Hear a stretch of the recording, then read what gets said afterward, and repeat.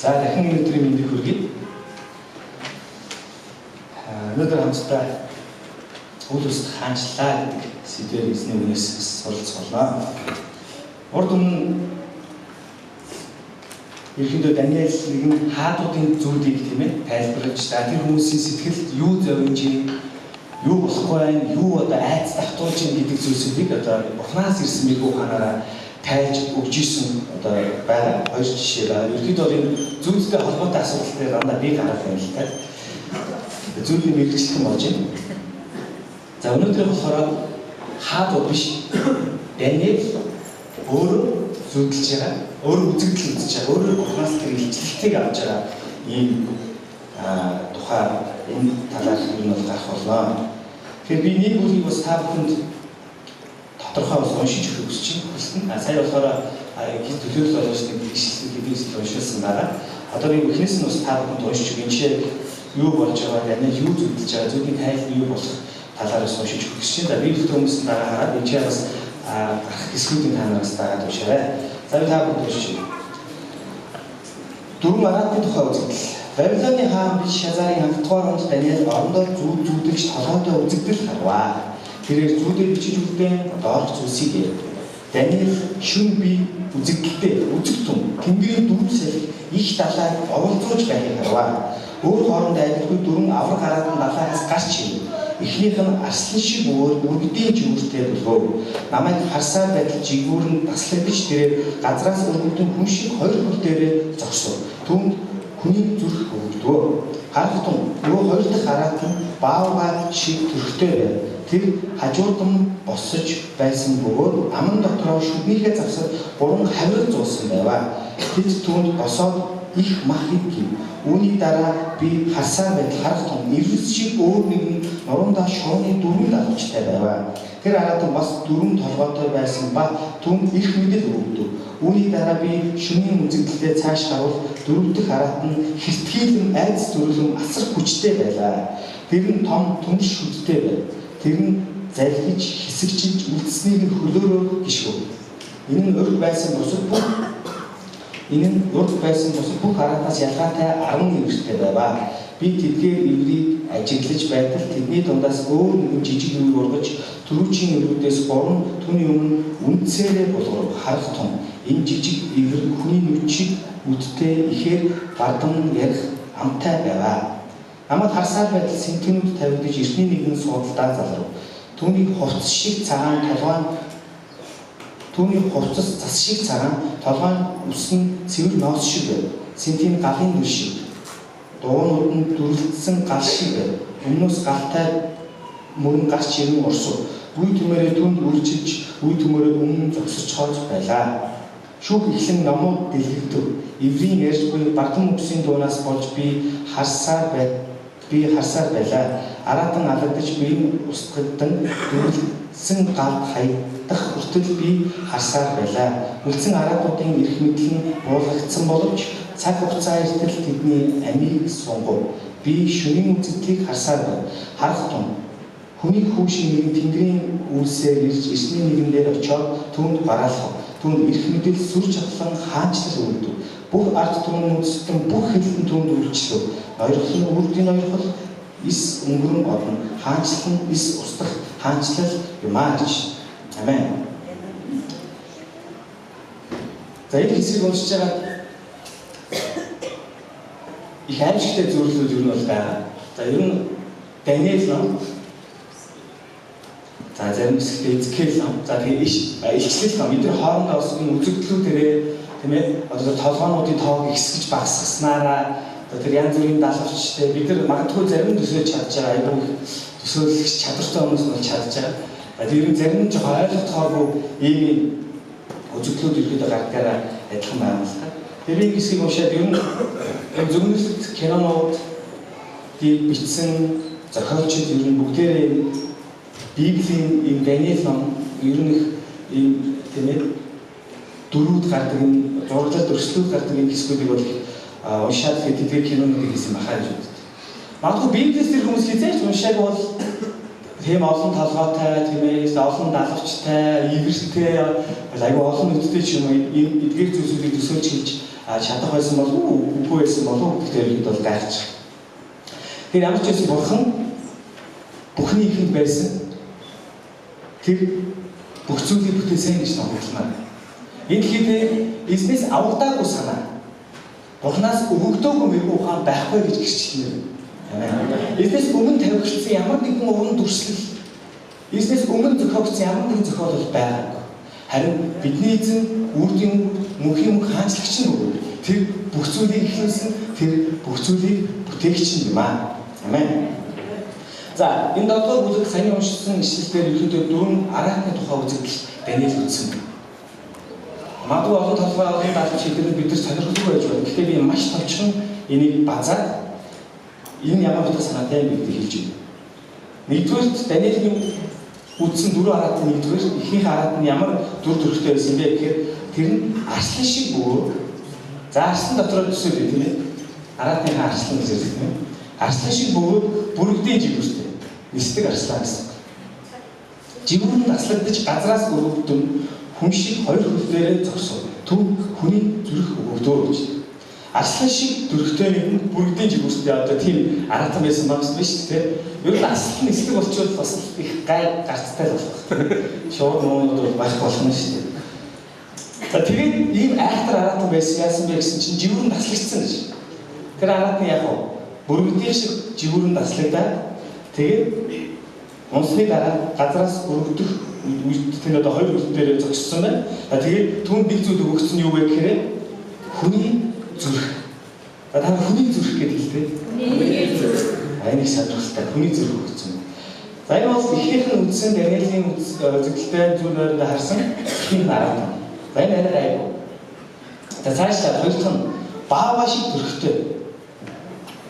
Баава шиг зүрх. Яг баава гэсэн үг биш тийм ээ. Одоо төрх нүүр царай л баава юм уу та. Хажуулдан босож байсан бөгөөд аман дотроо шүднийхээ завсар 3 хавиг зуусан байгаа гэж. Их сонирхолтой. Ямар 3 хавиг вэ? Түнд босоод их мах ид гэвэ гэж.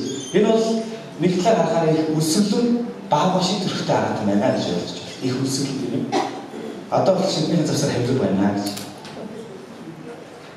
За 3 дахь араатан ирвэс шиг бөгөөд нуруундаа шууны 4 далавчтай. Тэр мөн 4 толгойтой байсан ба түүнд эрхмэл өгөгдөө гэж. Ирвэс шиг гэж. За ирвэс гэж ойлгож байна тийм ээ. За тэгээд нөгөөх нь арслан шиг бүрдийн жигүүртэйсэн. За энэ болохоор шууны 4 далавчтай. Шуугаар төрсөн байгааг бодоход 4 жижигхэн далавч байна уу? 5 далавч байна уу?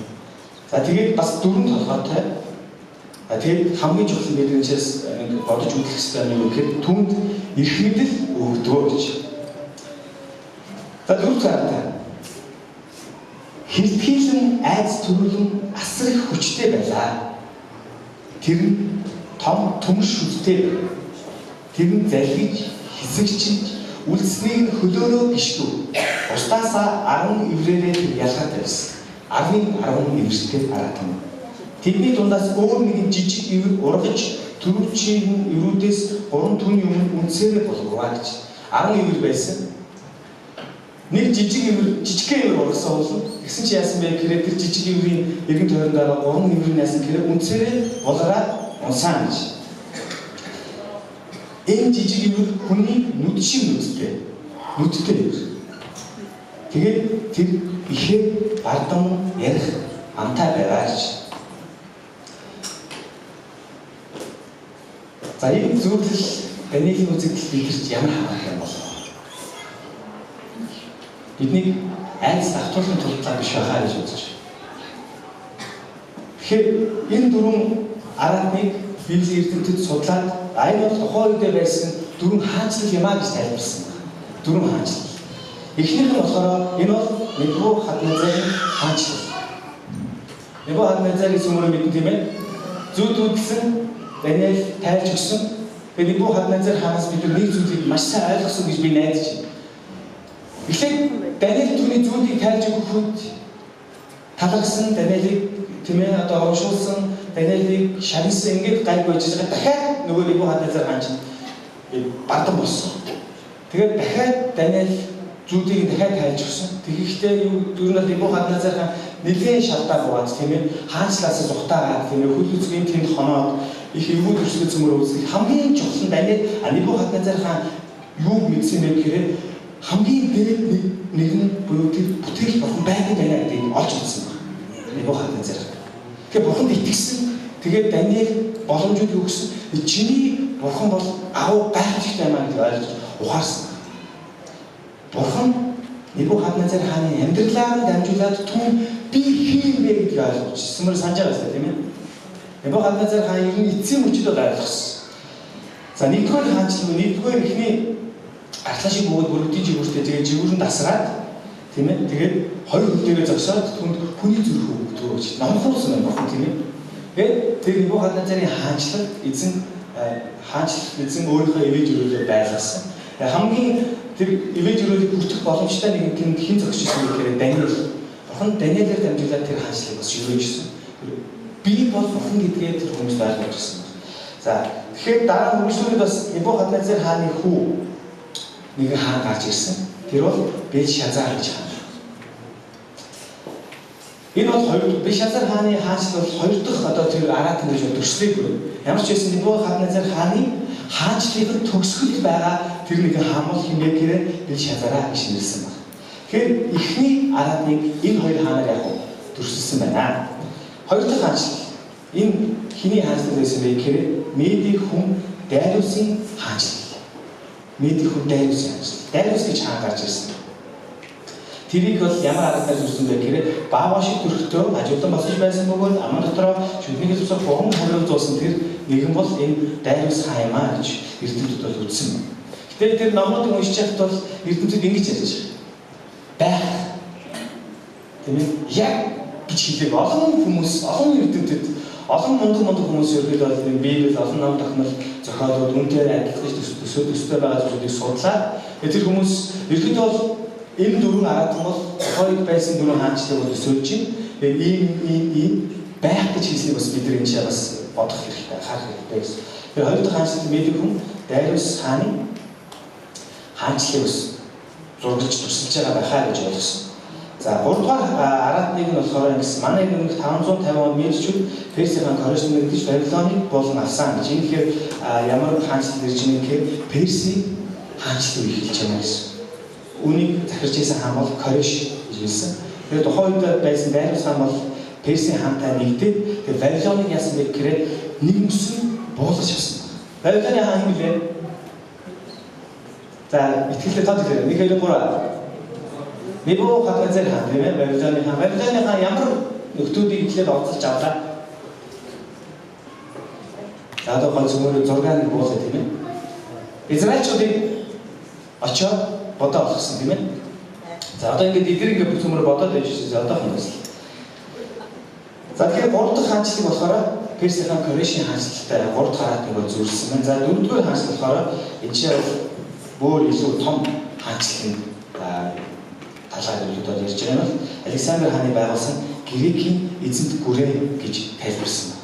Тэгэхээр Небухаднецар хаан 2 дугаар бүлэг дээр нэгэн зүрх зүйлээ түүнийг Даниэл тайлбарлаж ирсэн. Энд чинь бас энэ дөрвөн үзэгдлийн талаар зүйл гарч ирсэн юмрыг санаж байгаа. Энэ хоёр ерөнхийдөө хоорондоо яг гэхээр адилхагдж байгаа ийм хаанчлал байна. Хамгийн сүүлчийн Аратан тийм ээ тэр Аратныг бид ихэд танил сануулъя. Хилтгийлэн, айц төрөлн, асар хүчтэй Аратан байсан. Маш хүчтэй гэж ойлгож. Мэдээж урдталт нь 3 Аратан бол байна тийм ээ. За Вавилоныг аваад үзэхэд Израильчууд асар их гай тарьсан. Израильчуудыг удаа болгосон. Эсний сүмийн тэдгээр зүйлсүүдийг хулгайлсан. Хамаг эрдэм чадaltaй мэдлэг боловсролтой хүмүүсийн зөвлөгт авч явсан.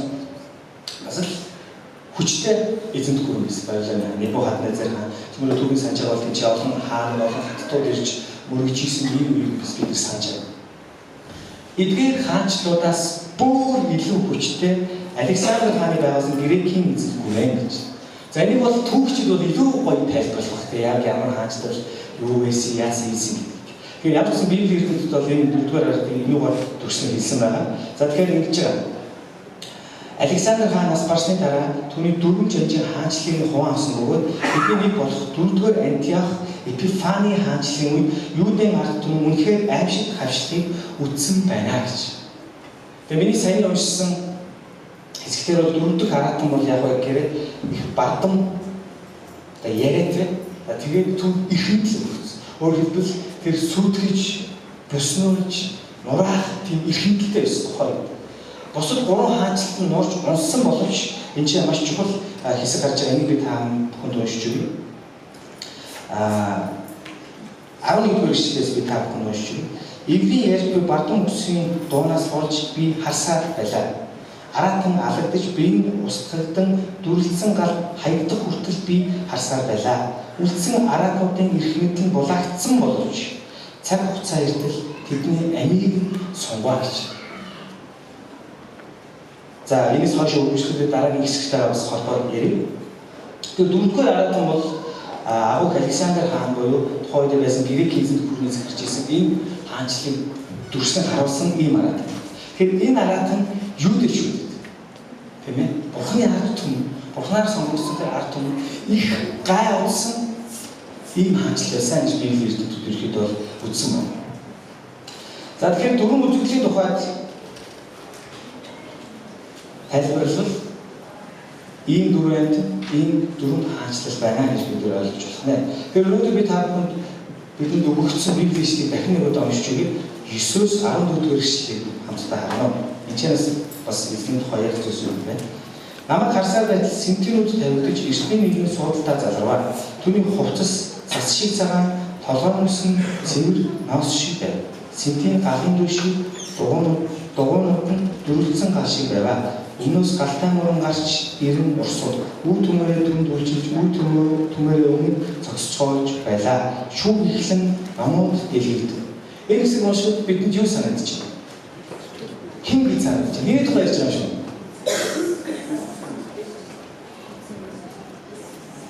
Есүс гэж.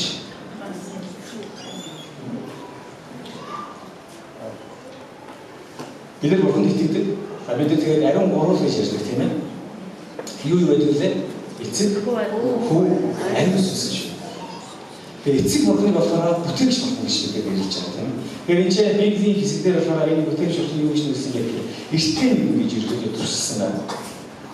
Тэгэхээр тэр эртний нэгэн бол ямар байсан вэ? Түүний хувцас шиг цагаан, толгой усан цэвэр нос шиг байваа гэж.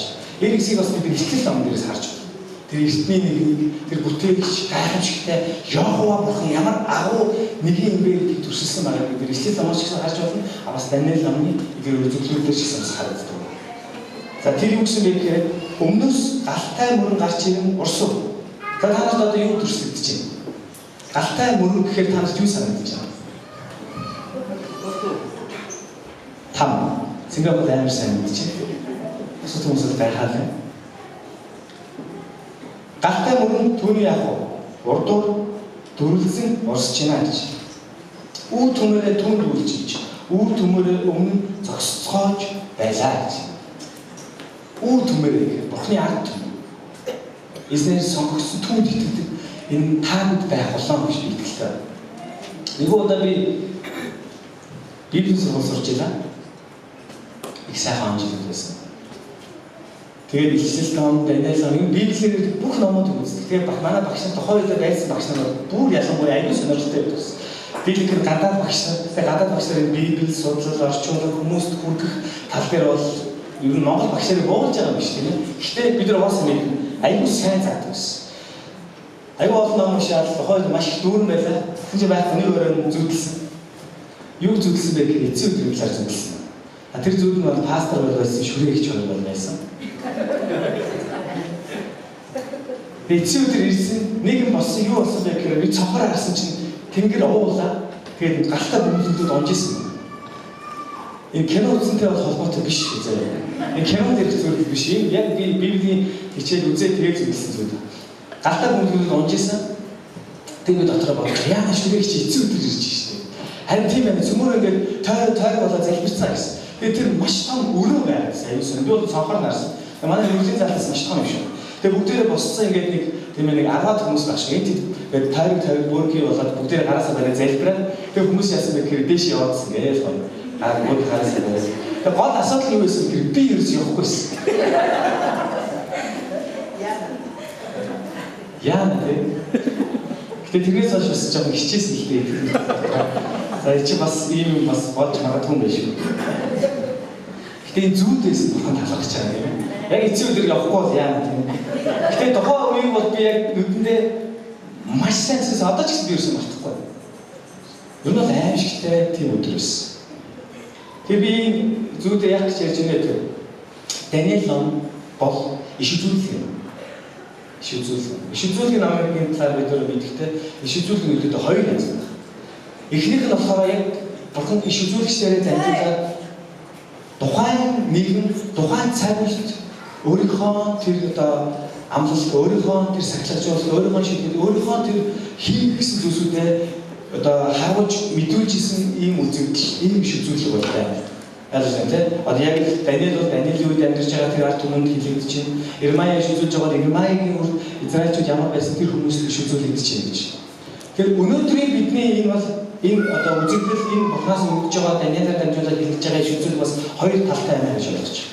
Эхнийх нь бол яг тухайн үед байсан энэ хаанчлуудыг бид нар бол зүгээр нэг номны ингээд тийм нэг оюун дөрөв хаанчлал байлаа гэхээр богино цаг хугацаанд шиг хаанчлал гэж үгүй. Нэг хаанчлал босно гэдэг чинь өөр юу, тийм ээ? Унна гэдэг чинь өөр юу? Дараагийн хаанчлал гарч ирээд дахиад босгоод дахиад унаад дөрөв хаанчлал дамжина гэдэг бид нар мартаж болохгүй.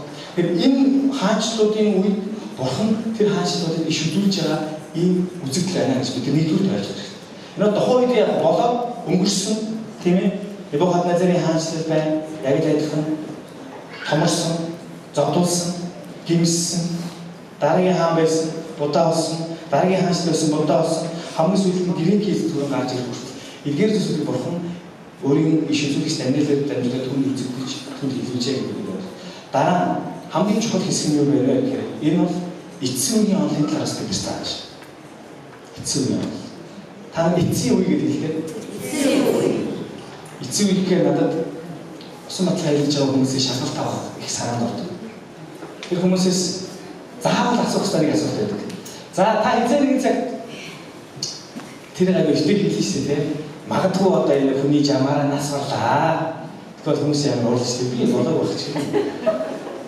За эзэн нэг цаг та ингэ явж байгаа нас орчлаа. Тэгээд та хаач байна. Ханаа хаач байна. Яг зөв. Мөнхийн ус руу явна гэж хүмүүс ярьж байна. Яагаад мөнхийн ус руу? Есүс итгэсэн учраас. Тэгж ярьж хүмүүс. Есүс итгэсэн учраас. Тэгвэл та өөртөө бол итгэлтэй байгаа байна, тийм ээ? Оо би эцсийн өдөр бол эзэн дээр очино. Яг би Есүс итгэдэг учраас гэж та бодож байгаа юм. Тэгээ яг мөнхийн усын хаалт нүн нэрлээ. Яг орох гэсэн чинь нэг тэнгэр илч гарч ирлээ. За саяны үзэгдлүүдийг цөмөрө бодъё тийм ээ. Магадгүй 6 залуучтай, магадгүй 8 залуучтай, 17 таач ч магадгүй. 16 таа хүртэл царайлаг тэмдэглэж байж болно шүү дээ. Гинт гарч ирээд чамаас асуу хаач. Өөг мөнх усраа орё. Яагаад орж байгаа шалтгаан чи юу? Обнис сэтгэдэг учраас орж. Тэр тэмдэглэж нээсэн. Би чамайг Есүс итгэдэг гэдгийг яаж мэдэх? Таажуудын найзуудын царайг нэг хартаа. Итгэдэг царай харагдчих юм. Итгэдэг царай.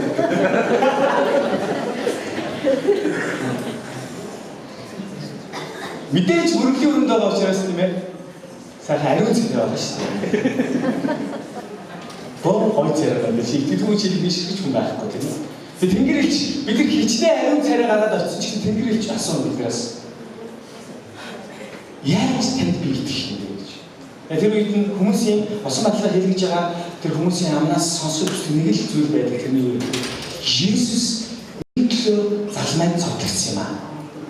Бүр цаашаа хамгийн чухал нь Есүсийн цус намайг угаасан. Түүний цусаар дамжуулаад би түүнд итгэж гэдгээ тамгаалуулсан юм аа гэж. Энэ хариулт нь бид сонсож байна. Та бүхэн ч гэсэн ингэж итгэж байна уу? Эцсийн өдөр бид Есүсийн цусаар тамгалагдсан хүмүүс шүү. Ажуулаа найзлаа тайлбарлая. Та бол тамгалагдсан нэг юм шүү.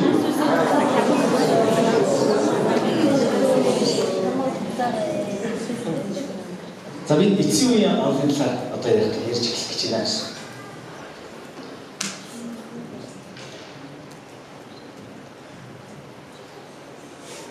Эцсийн үеийн онлын талаар энэ чинь 3 маш чухал төлөвлөлт хийсэн.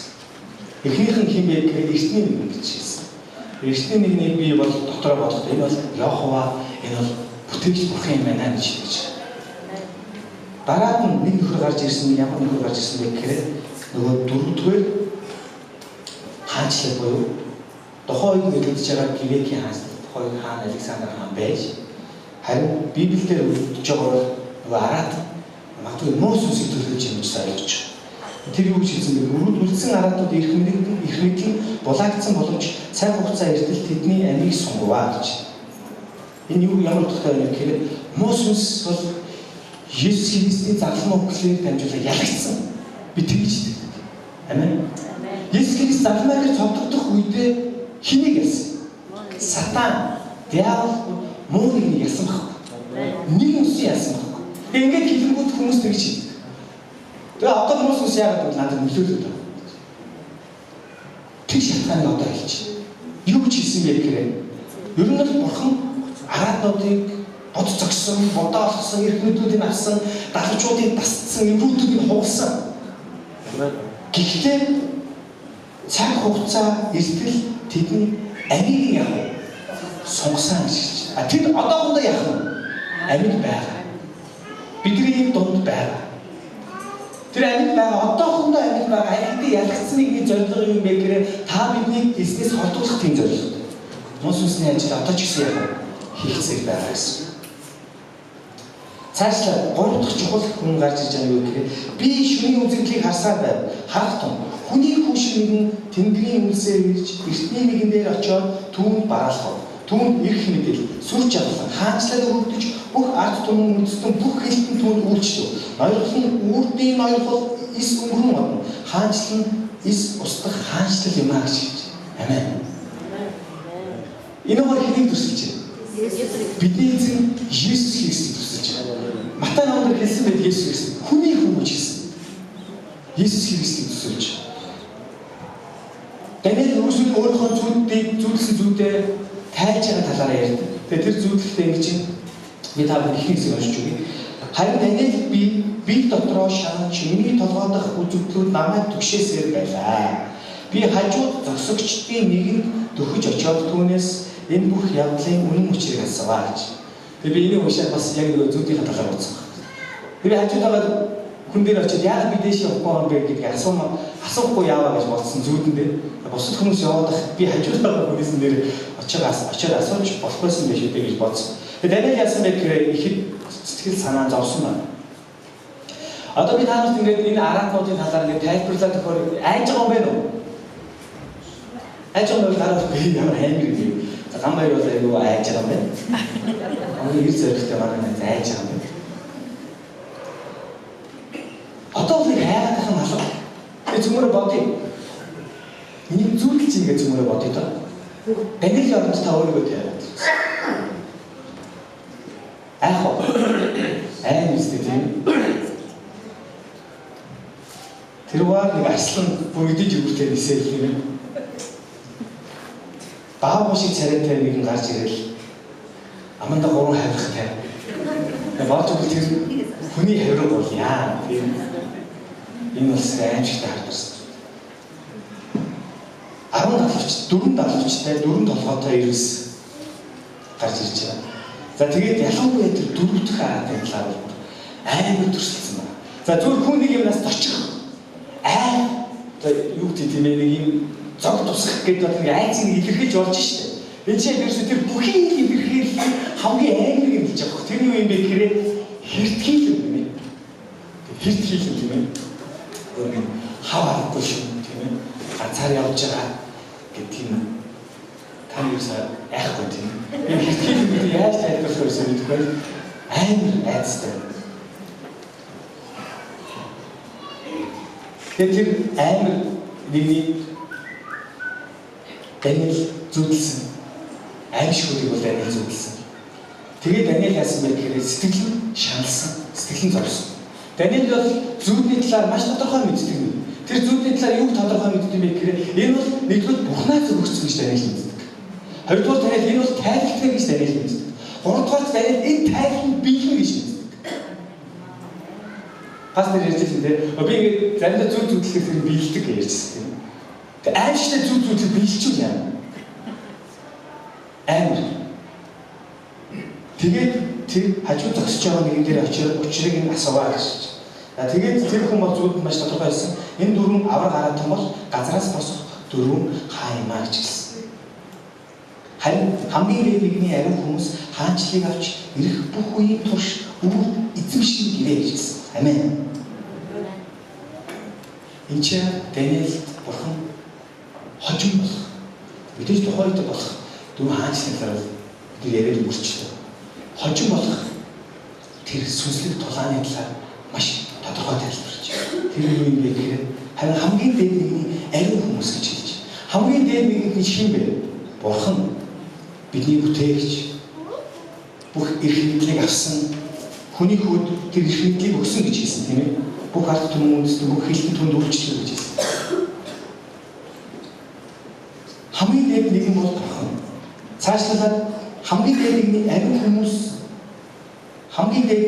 хүмүүс хаанчлыг аавна гэж хэлсэн. Ирэх бүх үеийн турш өвөр эзэмшнэ гэж хэлсэн. Тэгэхээр энэ хамгийн дээд нэгний ариун хүмүүс гэж хэнийг хэлж байна? Та бүхэн хэлж. Та Иесуст итгэдэг үү? Та бүхэн хамгийн дээд нэгний ариун хүн юм аа. Хажууд байгаа найзтайгаа ууршууллаа. Чи бол хамгийн дээд нэгний ариун хүн шүү.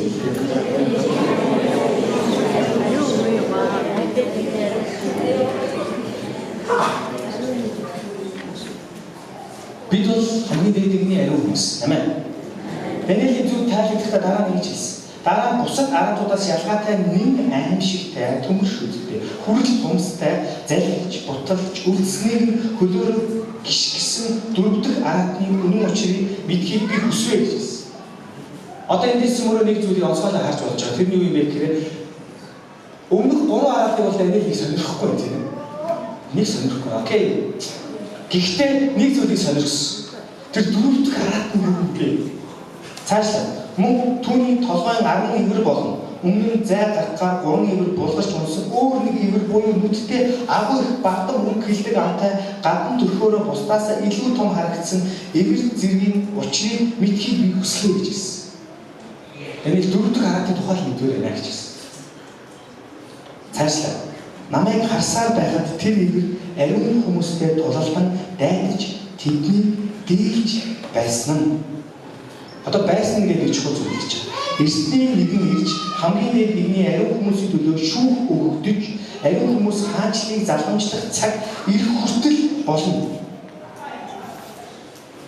Тэрээр ийм хэлжээ. Энэ хүртэл юуны тухай ярьж байгаа гэхээр бид тэр дөрөвдүгээр аратантай дөрөвдөх аратанд бол яг тулалнаа гэсэн. Тулална. Гэхдээ бид ялагдаж байгаа. Ялагдаж байгаа шалтгааныг нь хэлсэн. Энд бол цаг хугацаа байна. Өөрөөр хэлбэл бидний амьдралд шууд одоо би өнөөгийн өсвөр ялгаад хэлэх юм бол нэгэнт Есүс Христээр аврагдсан итгэлээсээ болж хайрлагдсан хүмүүс бид сүнслэг тулаанчтай өргөж байдаг. Бидний эсрэг тал бол муу Есүс бүрдэл диавол энэ ч зүрлэгдэж байгаа дөрөвдүгээр арат. Бид тулалдах бол. Гэхдээ тэр биднээс хавьгүй хүчтэй юм аа гэж хэлж байна. Харин одоохондоо тэр дөрөвдүгээр аратан биднээс хавьгүй хүчтэй байна. Одоохондоо. Харин цаг нь болоход тэр дээний нэгэн ирээд тэнцээ шүүх өгөгдөө буюу бурхан тэр араат биднийг дийлж байгаа. Биднийг зовоож байгаа тэр нэгнийг яах вэ? Зиндэх гэсэн. Шүүх гэсэн үг тийм ээ. Түүнд тохирох тэр хохирол, түүнд тохирох шийдлийг нь өгнө гэсэн. Тэгээд бид үргэлжлүүлэн эзэн хаанч дотор байх юмаа гэж хэлсэн. Амен. Энэ маш тодорхой зүйлийг өнөөдөр бидэнд өгч байгаа болов уу гэж бодож байна. Одоо би та бүхэнд бурханаас хэрэгжүүл эзний эрх мэдэлтэй нэрээр Христ дотор байх талаар яриад өгсөж байна. Найзууд нойрноос сэрцгээ. Ямар нойрноос вэ? Та өөрийнхөө төлөө гэсэн бодол чинь таны нойрн автуулж байна. Бид нар одоо нойрноос сэрээд би бол Бурханы бүтээл гэдгээ бид хүлээж хүргэсэн. Амен. Бид бүгдээ Бурханы бүтээл. Бурхангүйгээр бидний хинж бий болоогүй. Бид Христ хаанчлал дотор л бид их мэдэлтэй. Харин бид муу Иесусны хаанчлал. Тэр цагийн болоог байгаа тэр муу Иесусны хаанчлал бид нар сул дараа хүмүүс гэхээр бид хүлээн зөвшөөрөх хэрэгтэй. Амен. Бид өөрсдөө Бурхны бүтээл гэж бид нар мэдэх үед бидний оюун бодол хэрхэн өөрчлөгдөх юм бэ? Өөр хүүхэд нь эцэг эхийнхээ эрх мэдлийг хүлээн зөвшөөрч эцэг их минь шүү. Миний ээж аав шүү гэдгийг хүлээн зөвшөөрөх үедээ тэднийхээ үгэнд орж тэднийхээ хүндэлж эхэлдэг. Хүүхэд нэлэх байхдаа бол өөрийг мэдэхгүй, өсвөр наснаар мэдэхгүй нэг л том аавын цаашдаа явдаг. Тийм үстэй тийм. Би ч гэсэн өсвөр наснаар нэг л том аавын цааш явж ирсэн. Намайг өсгөж төрүүлсэн хүмүүс баярлалаа гэж хэлдэггүй. Надад тусалдаг, намайг хайрлах хүмүүсийг тоодгүй тэр үгээр авдаг. Онцгой намайг бүх хайраараа үлгэрдэж тийм ээ тэр угчж байсан өгийнхөө үгж орж байгаагүй. Ийм өсвөр надад байсан. Одоо өсвөр насны хүмүүсийг би харахаар яг л тэгж харагдав. Бөө аавын цээжлэр томлохоотой ерөөс юм тийм. Гэхдээ хүн нэгэн цагт ухаардаг хөөх. Ухаараа гимшээ эцэг ихийг хайрлах. Эргээд олдохгүй ээж юм тийм ээ. Ахаад олдохгүй аав юм гэдэг тийм үү? Миний хоёр эрдэнэ гэж бид нар доолдог. Тэгэхээр бид яг үн шиг өөрчлөгдөх гэсэн. Бид хамгийн дээд тэр нэг нь бол миний бүтээгч гэдгийг бид нар хүлээн зөвшөөрөх бид бүх зүйлсээсээ бид нар түүнийг хүндлэх хэрэгтэй. Амен. Би бүгд ингэ тодорхой болгож байна. Нэг цаг Паул хэлжсэн өөрийнхөө дараалагчнаас та нарын үйлс фарисеучуд болон садукеучудаас илүү гарч чадахгүй юм байна уу гэж. Ойлгож байна тийм. Та нарын үйлс фарисеучуд болон садукеучудаас нөгөө эсрэг талын нөхдүүдийг харахад уулын тэд нар амар хуулийг мөрддөг, амар хуулийг дагдаг хүмүүс байсан. Гэхдээ Паул өөрийнх нь тэр дараалагчныг хараад юу хийсэн бэ гэхээр та нар энэ хүмүүсээс илүү болж чадахгүй байх гэсэн. Та нар гадаад байдал чинь зүрх сэтгэл чинь ерөөсөө өөрчлөгдөхгүй байна гэсэн. Бид эзэн бурхнаа бүх зүйлсээсээ хүндэлж энэ бол миний бүтээгч гэж би хүлээн зөвшөөрөх бол би түүнд захирах болно. Үүнийгээ дагаад бидний үнс ч гэсэн өөрчлөгдөх болно. Эзнээр бид өрөөгдөх болно.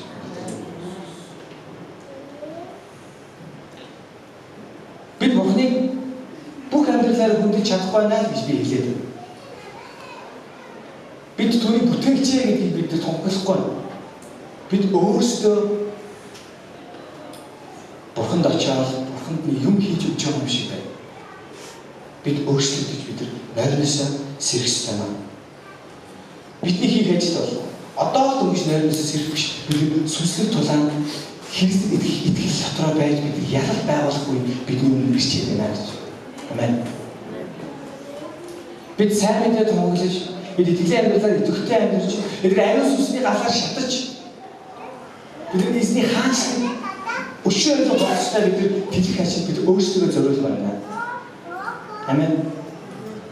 Та сайн мэдээ тарааж байгаа.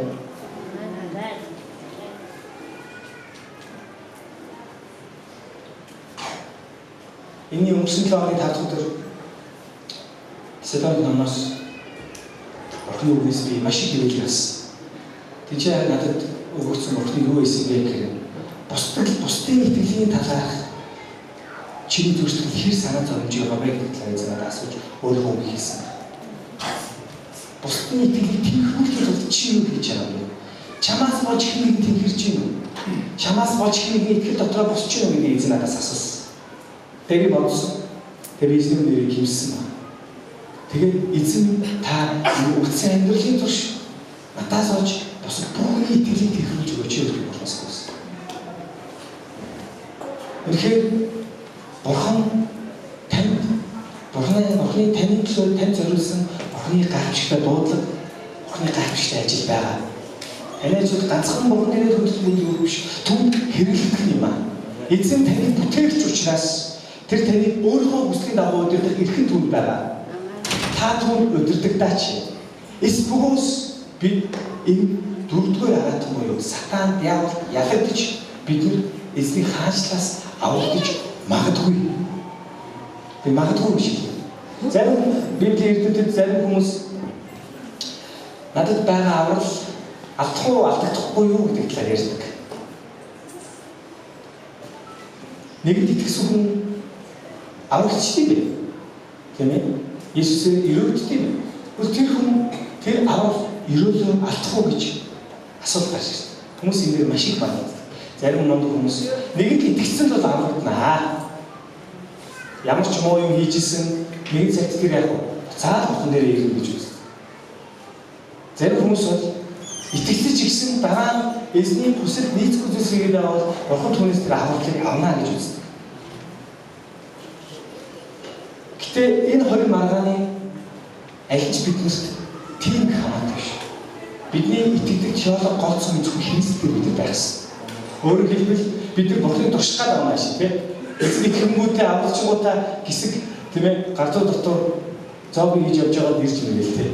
Тэгэхээр бурханаар дахин аврагдах биш. Эсвэл зарим хүмүүсийн талаар бодох хүмүүс зүгээр одоо итгэлгүй байгаа дээр ерөөсөө ирэх гимшдэггүй.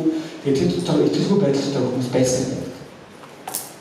Тэгэхээр бид хүмүүс сайн энэ бидний хувь хүний юмсын итгэлийн амьдралыг энэ холбоотой зүйлсийг яах гэж ярьсан бэ? Найзуудаа Библи биднийг бурханы ариун ард түмэн гэж хэлсэн. Та бол бурханы юм. Бидэнд дайсан байгаад маш тодорхой яж. Эцсийн үед юу болохыг бид нар мэдэхгүй. Ямар амар шигтэй араатнууд гарч ирэх бид нар мэдэхгүй. Тэр зарим хүмүүс ярьдаг л да одоо ингээл эцсийн үед дөрвөн араатан байх маань за зарим бол Америк улс тийм ээ. Одоо нэг араатан Орос ч юм уу зарим хүмүүс зүгээр өөрсдийнхөө бодлоо ярьдаг хүмүүс байдаг. Одоо бол ийм юм аа гэдэг. Израиль бол ийм юм аа. Тэгэхээр дайн болоод тийм ээ. Израиль юу болох үед бурхан хийхээр Израилийг авах юм. Хүмүүс өөрөөр маш олон зүйлсийг боддог. Эцсийн үеийн онцлог талаар зүйлсүүд байна. Тэгэхээр өнөөдөр бидний мэдж авч байгаа зүйл юу юм бэ гэхээр бид итгэлээрээ бурханы ариун ард түмэн болдог. Амен. Бидний дайсан бол байна энэ бол диавол. Түүнд хүч байна. Бидний итгэл дотроо байж бурхандаа захирагдахгүй, бурханаас зурхгүй бол тэр диавол бидний бурханаас алдах боломж байна гэдгийг эзэлсэн. Цаг хугацаа одоо хараахан дуусаад өгчихсэн. Эцсийн мөчид эзэн юу хийсэн бэ гэхээр та нар итгэл дотроо байна. Та нар хүнд хэцүү гавшлаг зовлон байгаа ч гэсэн би гарч ирээд тэр муудагнаас их мэдлийг нь аваад тэр түүнийг шүүгээд шингээд тэгээд миний хаанчлал үеийн тогтох болно гэж эзэлсэн. Амен. Би та бүдгийн уншиж байна. 24 дугаар ишлээс. Харин шүүх эхлэх бөгөөд бүр мөсөн сүнөөхтийн тулд эрх мэдэн булаагдана гэж хэлж байна. Амен. Мос усны тэр бүх өдрийн талаар эзэн тохиолдож байна. Тэгээд бүхэл тэнгэрийн доорх хамаг хаанчлалын дээд засаг эрх мэдэл агуу байдал нь хамгийн дээд нэгний ариун хүмүүсийн ард түмэнд өгөгдөх болно гэж хэлж байна. Амен. Өөрөөр хэлбэл та бидэнд тэр эрх мэдэл гайхамшигтай зүйлс бүхэн өгөгдөө гэж. Энийг би зүгээр задаад маш олон зүйлсүүд ярьж чадахгүй. Гэхдээ энэ эрх мэдэл эдгээр зүйлсүүд бүгд эзэн итгэдэг түүний ариун ард түмэнд өгнө гэдгийг харж чадж байна. Цаашлаа хаанчлалын үрдийн хаанчлал байж бүх эрх мэдэл түүнд үйлчилж захирагдан дагах болно гэж хэлж байна. Үүгээр энэ үг дуусав. Даниэл миний бодлоод намайг ихэд төгшөөж зүсмэн хувирсан боловч энэ хэргийг би зүрхэндээ хадгалаа гэж хэлж байна. Өнөөдөр бурхнаас бидэнд өгөгдөж байгаа маш тодорхой үг нь би хамгийн дээд хүчрхэд эрх мэдэлтэй нэгний ариун ард түмэн мөн гэж эзэлж. Бид итгэлээрээ тийш орсон. Бид хүний хүүхүү Есүс Христийн үхэл ба амьдлалтаас олж бид ариун ард түмэн. Бид үүний төлөө үргэлж бид бурханд талархдаг байх ёстой. Амен. Эзэн миний төлөө юу хийсийг бид өөр хоорондоо ярихдаа зүгээр нэг ярих биш. Бид ярихдаа үнэхээр бидний зүрхлэг эзэн талархсан байх ёстой гэж ойлгож байна. Энэ бол зүгээр л хийх хүн миний өмнөөс ирээд нэг сайн зүйл хийгээд дайгдаг амархан зүйл биш. Энэ бол бурхан өөрийн ямаараа намайг зойж авсан гайхамшигтай бурханы авч байгаа. Үүнийхэн төлөө бид бурхан талархах ёстой. Бид түүнд захирагдах ёстой. Тэр хамгийн дээд нэг миний бүтээгч юм аа би хизээч мартаж болохгүй. Бид түүний эрх мэдэлд өргөж байсаар байх ёстой гэж эзэн хэлж байна. Амен. Бидний амьдралд муу нэгний гайхшлаг, зовлон, сорил заавал ирнэ. Заавал шүү. Би саяхан нэг зүйлийг толгоондоо бодсон. Энэ бас Бурхан намайг ухааруулж байгаа гэж би ойлгосон. Тэр нь юу байсан бэ гэхээр өөрийнхөө амьдралыг би эргэж хараад миний амьдрал нэгэн хэвэн байна гэж болж ирсэн. Айгүй гоё тийм ээ. Магадгүй бид нар бүгдээрээ л тэгж амьдрах хүсэл. Нэг л хэвийн ажилтай, орлоготой, амьдралтай, гэр бүлтэй, бүх зүйлтэй хэрүүд уруулгүй сайхан ингэж амьдрах нэг хэвэн байсан. Гол хүмүүс ийм амьдрал дотор байхдаа Бурхан яах вэ лээ? Талархдаг юм. Эзэн минь баярлалаа. Ямар гоё юм бэ тийм. Үнэхээр ингэж амьдрах юмсан. Гэхдээ энэ хэвэн амьдралаа хараад би яасан бэ гэхээр айсан. Яагаад гэхээр итгэлийн төлөө тэмцэж байгаа. Бурханаар өрөөгдсөн, түүнээр дуудагдсан ариун хүн. Чиний амьдрал яг ингэж нэгэн хэвэн болцсон байвал энэ бол аюул гэж ойлгож байна. Өөрөөр хэлбэл чи тэмцэхгүй байхгүй юу? Тэр дайнд оролцохгүй байх гэсэн. Өөрөөр хэлбэл миний амьдралын цикл тэр дайнд дотор байхгүй байгаа болж ирсэн. Тэгээ Бурхан юу хийж байгаа гэхээр чи тойрог энэ хэвийн амьдралаа чи тэр дайнд орох хэрэгтэй. Чи тэмцэх хэрэгтэй гэдгийг санаад санасан. Тэгээд би зүрхлэлтээр айсан. Эзэн би нэрээ тэмцэхгүй байгаа юм байна. Би нэрээ тулахгүй байгаа юм байна. Нэрээ надаас болж хинэний итгэл тэмдэглэхгүй байгаа юм байна гэж би бодсон. Найзуудаа бид Бурханд талархах зохистой ч гэсэн бидний амьдрал тэмцэл, зовлон, хавчлаг заавал байх ёстой гэдгийг та нар хэзээ ч битгий мартаа. Бурханы өрөөлийг нэгэн хэвийн амьдрал буюу ад жаргалтай амьдрал гэж битгий ойлгоо. Харин ч та эзний сайн зэрэг гэж өөрийгөө ойлгож байна. Энэ сайн зэрэг болохоор бидний амьдрал муу нүрийн эсрэг тэмцэх, махан биеийн эсрэг тэмцэх, эзний төлөө зориулж золиос гарах тэр тэмцэл үргэлж явагдаж байх ёстой юм. Амен. Мөрөлийн цаг 11-ээс эхэлнэ. Та бүгд жилийн турш 11-30-д ирлээ. Таны амьдрал тэмцэл байна уу? Байхгүй. Тэр хүүхдээ хувцлаад, энэ хүүхдээ хувцлаад тэрнийг хооллоо. Тэгээд би явсаа гэж би 11-30-д ирлээ гэж хүмүүс ярьдаг. Тэгвэл таны тэмцсэн тэмцэл чинь Бурханы төлөө байв уу? Таны амьдралын төлөө байв уу? Тэр бол маш гашуун болгож яг үнэн гэж би мэдэж байна. Бид бүтээл Бурханаа хүлээж зөвшөөрөх юм бол би тогтмол хэдэн цаг түнд хүндэтгэл мөрөлийг өргөж явах хэрэгтэй гэдгийг ч гэсэн би мэддэг. Үүнийгээ бид яаж чадахгүй бид тэр тэмцэлд ороогүй байна гэсэн. Ирэх 10 жил ч гэсэн та 11-30 дээрсээр байх болно. 30 минут олж тэн дотор ямар их ивэж өрөөлөөс би хоцорч байгаа болоо. Эзнийг ис хөндлөж байгаа байдлаа би ямар их бүдүүлгээр харуулж байгаа болоо. Би бидний дотор байгаа ганцхан энгийн жишээг ярьж байна. Эзний эрх мэдэлтэй Бурханы хүсэж байгаа тэр үгээр ярьж байна гэж ойлгож. Эцсийн өдөр болно шүү. Айцтай сэтгэлийн зүйлсүүд бидний амьдрал болно шүү. Гэхдээ бид үнэхээр Бурхан дотор түүнийг чин зүрхсэтгээс хөндлөдөг байх хэрэгтэй. Амен. Хамтдаа энгийн зүйлсээс эхэлж хизээч үл устдахгүй хаанчлалыг захирагч түүнд хамтдаа толгортой байцгаая. Бид бол агуу хүмүүс шүү. Амен. Бид бол эзний агуу ард түмэн шүү. Зүгээр нэг хүн биш шүү бид нар тийм. Зүгээр нэг ингээл төрөөд үгээр ингээл салгаж байгаа тус амьдрал биш шүү. Бидний амьдрал Бурханд хэрэглэгдсэн. Бурханд захирагдсан. Эзний хүндэлсэн амьдрал байгаасаа гэж хамгийн ариун үл устдах хаанчлалыг захирагч нэрээр би та бүхэн өрөөж байна. Амен. Хамтдаа судлаасаа босцгоо.